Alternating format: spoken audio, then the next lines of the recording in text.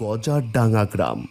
দিনের বেলায় সবুজে মোড়া শান্ত নিরীহ একটা গ্রাম, কিন্তু রাত নামলেই এই শান্ত গ্রামটা রূপ নেয় মৃত্যুর ফাঁদে। কুয়াশার চাদরে ঢাকা গাছপালার ছায়ায় ঠিক কে দাঁড়িয়ে থাকে? হাওয়া নাকি অন্য কোনো অদেখা প্রেতাত্মা?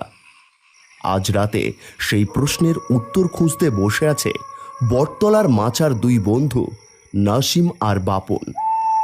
শুনলি, কাল আবার চরণবিল থেকে একটা ছেলে উধাও। পানিতে নামলেই মাটির নিচ থেকে কেমন যেন একটা ঘুনঘুন আওয়াজ ওঠে। এটা কি স্বাভাবিক? ওসব ফালতু, জলের তলায় বাতাস জমলে এমনই হয়। বিজ্ঞানী তুই। তবে কাদামাটির বাড়ির খয়েরি দরজাটা রাত 12টার পর নিজে থেকে খুলে যায়, আর তার সাথে ছড়িয়ে পড়ে পচা গন্ধ, যেন কারো লাশ গলে যাচ্ছে, আর কেমন কড়মড় শব্দ, যেন কেউ ভেতর থেকে বেরোতে চাইছে। পুরনো কাঠের ফাঁপা শব্দ, কিন্তু গন্ধটার ব্যাখ্যা আমিও পাই না। শব্দের ব্যাখ্যা হয়তো আছে, কিন্তু গন্ধের, কাদামাটির ভেজা গন্ধে আজ রাতটা অন্যরকম মনে হচ্ছে। আর কোথা থেকে যেন কেমন একটা ঠান্ডা নেমে আসছে। আরে ও বিজ্ঞানী, শোন, চল কাদামাটির বাড়িটা একবার দেখে আসি আজ রাতেই। না বাবা, ওইখানে যাওয়ার মতো সাহস আমার নেই। আমি আছি না, চল গিয়ে দেখি কি রহস্য আছে ওখানে। আচ্ছা ঠিক আছে, যাব, তবে আজ না, কাল যাব। ঠিক আছে, পরে আবার ভুলে যাবি না কিন্তু। না না, ভুলবো না। ভুলে গেলেই কি আর তুই শান্তিতে থাকতে দিবি? ঠিক মনে করিয়ে নিয়ে যাবি। আর চল এবার বাড়ি যাই, অনেক রাত হয়ে গেছে।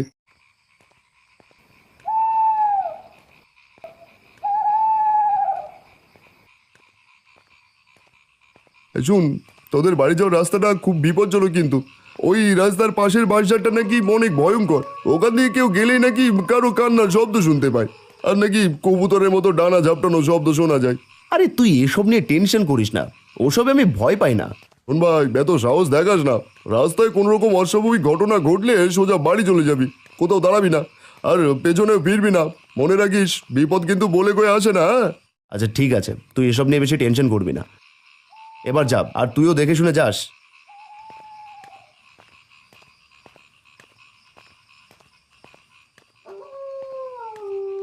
এখন রাত আনুমানিক প্রায় 11টার মতো বাজে, আর গ্রামে গঞ্জে এত রাতে চারদিক নিস্তব্ধ আর নিরিবিলি হয়ে ওঠে।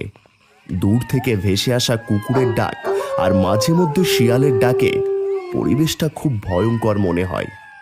গ্রামের রাস্তা দিয়ে এত রাতে কেউ যদি কখনো একা হেঁটে থাকেন, তাহলে বুঝতে পারবেন পরিবেশটা কতটা ভয়ঙ্কর হয়।